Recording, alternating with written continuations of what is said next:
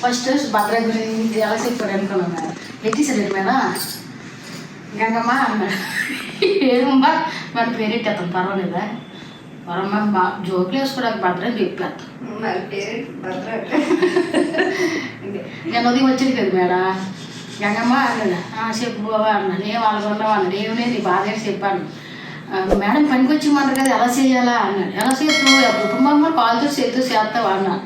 అది కాదు గంగమ్మ ఇస్త్రీ ఎక్కడ చేసుకోవాలా బట్టలు ఎక్కడ కొట్టాలి నాకేంటి అర్థం అవ్వలేదు అని తిమ్మగా మన చికిత్స కొడుకుని అడుగుతాను మేడం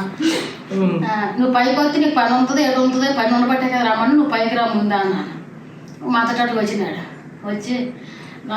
గంగమ్మ ఇప్పుడు మంచిది గంగమ్మ కుర్తి మాత్రం మేడము ఇదేంటి ఏంటి నీ దగ్గర 700 భద్ర నీకు ఐరన్ పెట్టించాం బాగా ఇచ్చాము కుట్టుకోవడానికి మెషిన్ ఇచ్చినాము నైట్ లైట్ ఇంకేది కావాలి నీకు అన్నాను ఏంటో నాకు ఇప్పుడు మంచిది గంగమ్మ